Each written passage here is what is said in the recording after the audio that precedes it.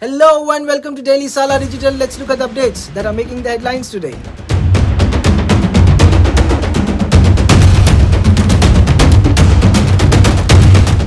Hamas releases 11 Israeli hostages including 9 children in videos where terrorists wave goodbye. The Red Cross received the captives. To date, 69 hostages have been released under the truce, with Israel releasing 117 Palestinian prisoners. President Biden, in a statement, highlights US mediation and efforts for a future of peace while emphasizing the continued pursuit of all hostages release. 7 students from Sher-e-Kashmir University of Agricultural Science and Technology in Jammu and Kashmir have been charged under the stringent Unlawful Activities Prevention Act by the local police. The incident was triggered after India's loss at the World Cup. The FIR was filed after the police initiated an inquiry based on a complaint from a non-local student, Sachin Bains, who is a resident of Punjab. The 7 Kashmiri students are accused under Section 13 of the UAPA along with Section 505 and 506 of the Indian Penal Code. On Tuesday, President Draupadi Murmu was issued a revised voter card with an updated address by Delhi Chief Electoral Officer P. Krishnamurthy at Rashtrapati Bhavan. With this change, President Murmu is now entitled to participate in upcoming elections in the New Delhi district. Originally hailing from Odisha, President Murmu took office as the 15th President of India on July 25, 2022. 3 police officers, including Police Sub-Inspector Pradeep Singh, are facing legal action in Karnataka's Kolar district following the death of Muniraju, a detainee from Andhra Pradesh. The officers conducted an unauthorized 15-day inquiry that tragically culminated in Muniraju's demise on October 1. The investigation revealed procedural lapses, with officers neglecting to inform senior authorities.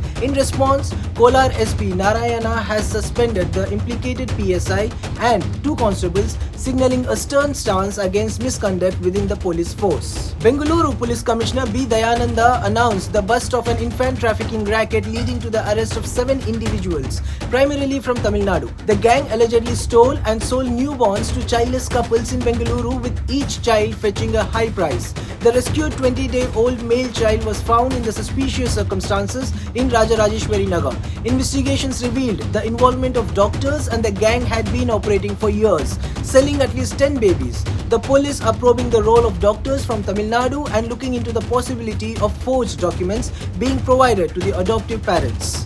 Karnataka's Deputy Chief Minister D.K. Shivakumar defends the state government's newspaper advertisements in poll-bound Telangana, stating they do not breach election rules as they refrain from soliciting votes. The Election Commission had directed the Congress government in Karnataka ceased publications such ads and sought an explanation for not obtaining prior approval under the Model Code of Conduct. Shivakumar argues that the ads were merely showcase the government's achievements and respond to opposition allegations, emphasizing that they do not appeal for votes. The Election Commission demanded an explanation by 5 p.m. on Tuesday regarding the alleged violation. A 29-year-old software engineer in Bengaluru faced assault and robbery after inviting a dating app acquaintance, Mohammad Farhan, home. Farhan, along with associates Mohammad Siddiq, Mohammad Yasin, Amir Sheikh, Shahizullah and Syed Anwar, attacked and robbed the engineer Naji, which is a name changed, of valuables. Police arrested all 6 suspects, and Naji, after filing a complaint, received medical treatment for injuries. The Punjab Pavilion has secured the gold medal for the Swachh Pavilion for Excellence in Display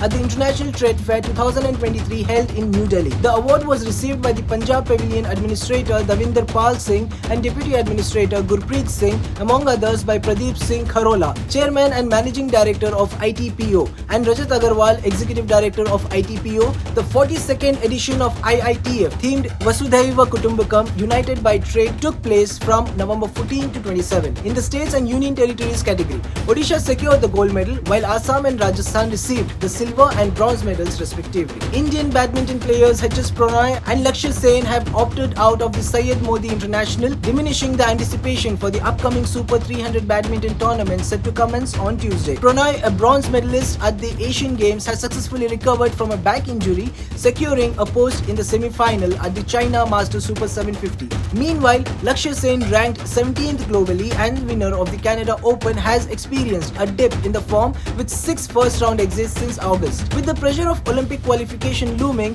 players are choosing to prioritize rest in preparation for the upcoming season. The BWF will consider the Race to Paris ranking list of April 30 for the qualification process.